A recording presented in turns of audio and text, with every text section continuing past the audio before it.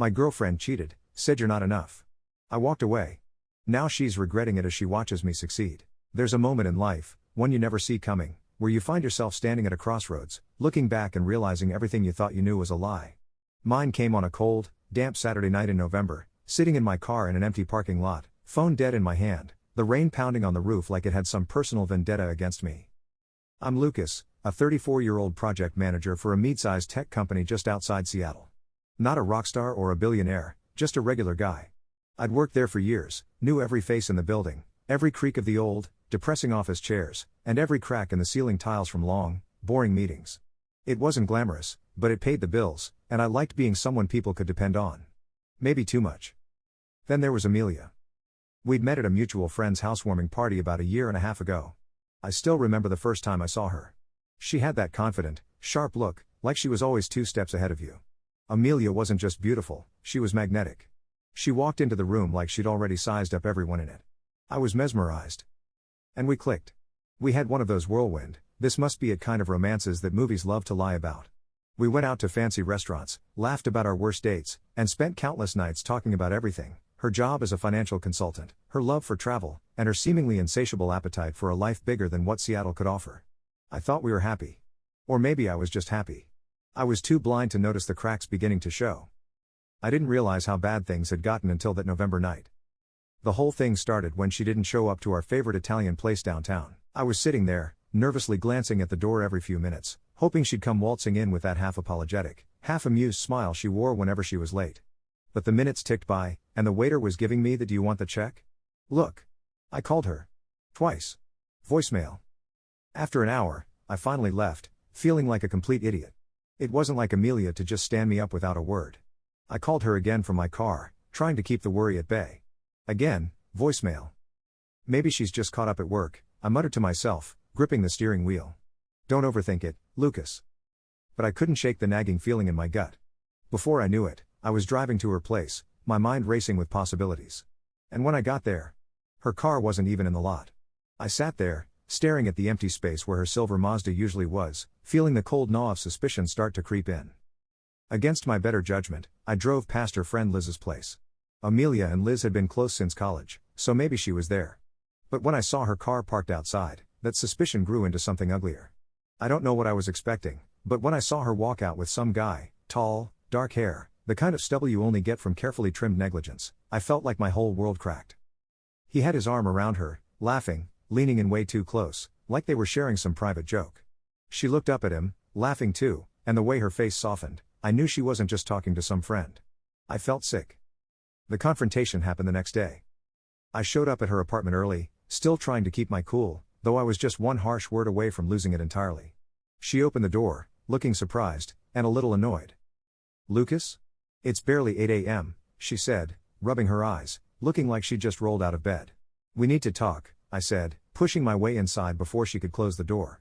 She crossed her arms, leaning against the counter with that too casual stance she took when she didn't want to be bothered. About what?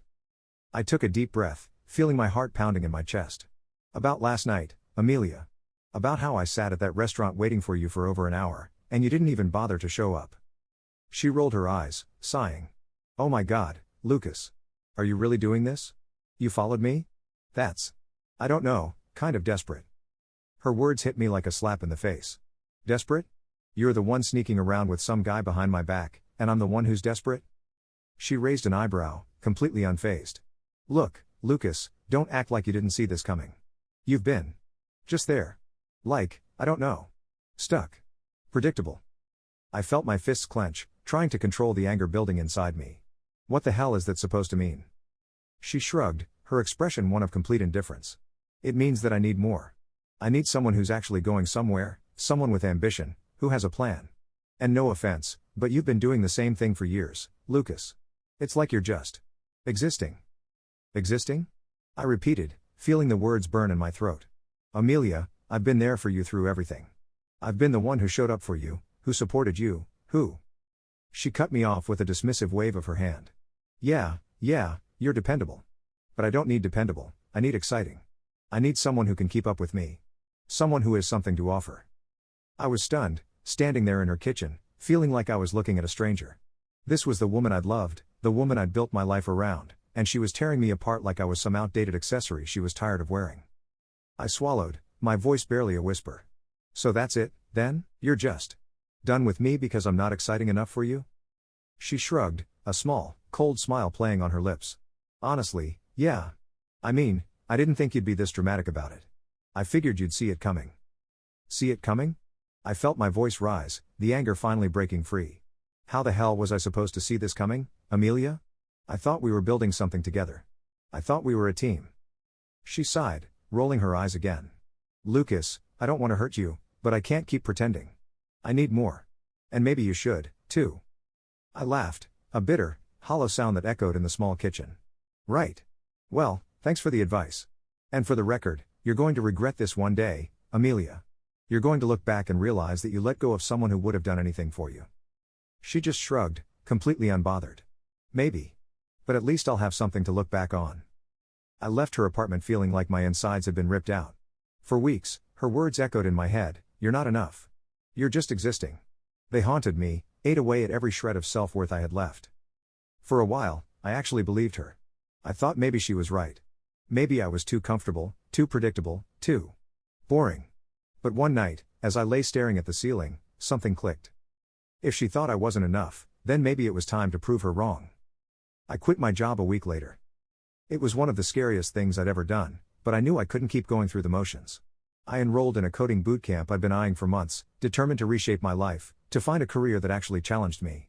I threw myself into the work, studying day and night, fueled by a strange mix of anger and desperation. Months passed in a blur of late-night study sessions, coffee-fueled projects, and the constant fear that I was making a huge mistake. But for the first time in my life, I felt alive. I was doing something for myself, something that mattered. By the time I graduated, I'd landed a junior developer role at a startup in downtown Seattle. The hours were brutal, the work demanding, but I loved it. Every day was a challenge, and I couldn't get enough of it. And then, out of nowhere, Amelia called. I remember seeing her name flash on my phone and feeling a strange sense of satisfaction. She was the last person I expected to hear from, but there she was.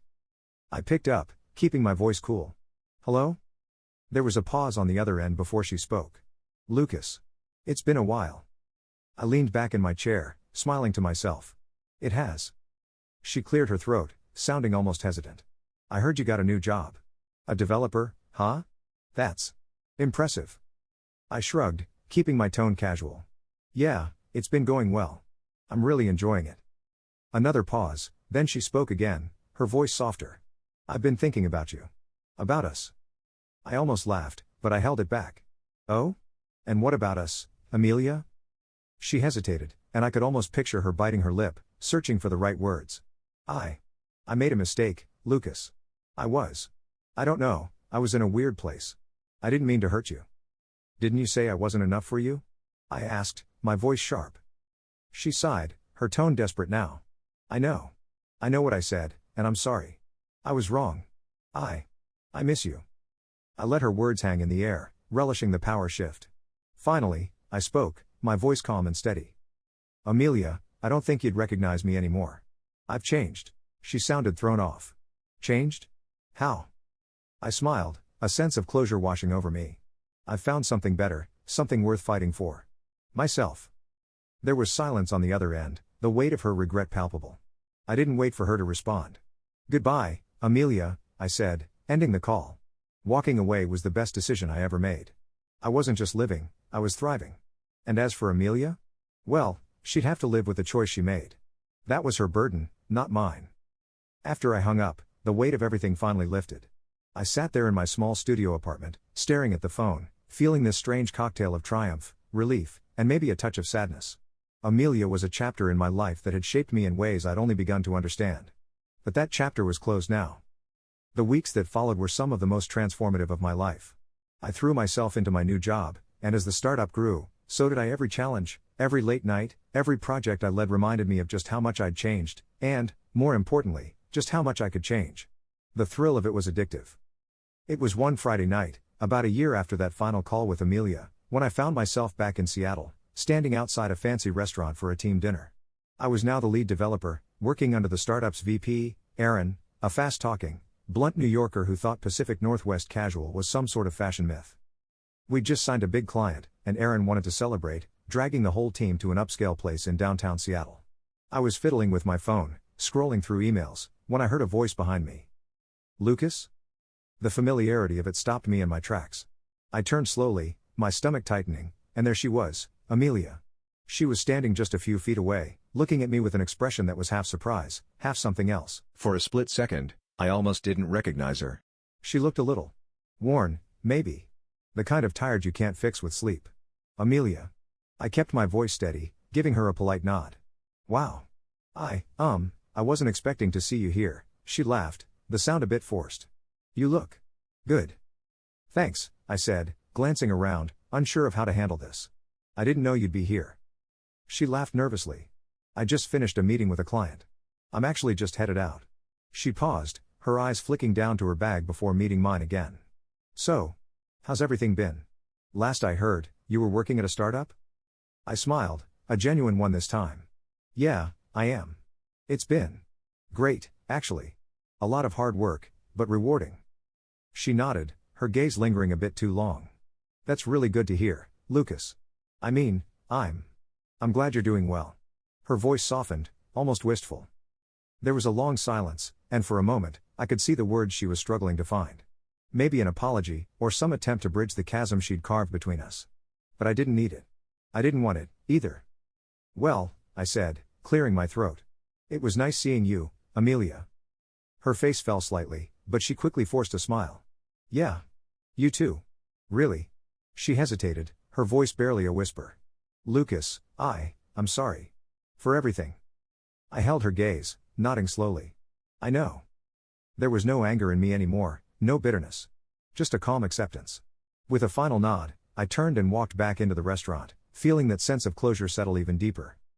The team dinner went by in a blur of laughter, toasts, and celebratory speeches. Aaron eventually dragged us all to a bar, ordering rounds for everyone, and by midnight, half the team was singing karaoke. I sat back, watching them, feeling this overwhelming sense of gratitude, for my new life, my new friends, my newfound sense of self. That night, as I walked back to my apartment under the city's lights, I felt a kind of peace I hadn't felt in years. My life was no longer tied to what I wasn't, to the person I'd failed to be in Amelia's eyes.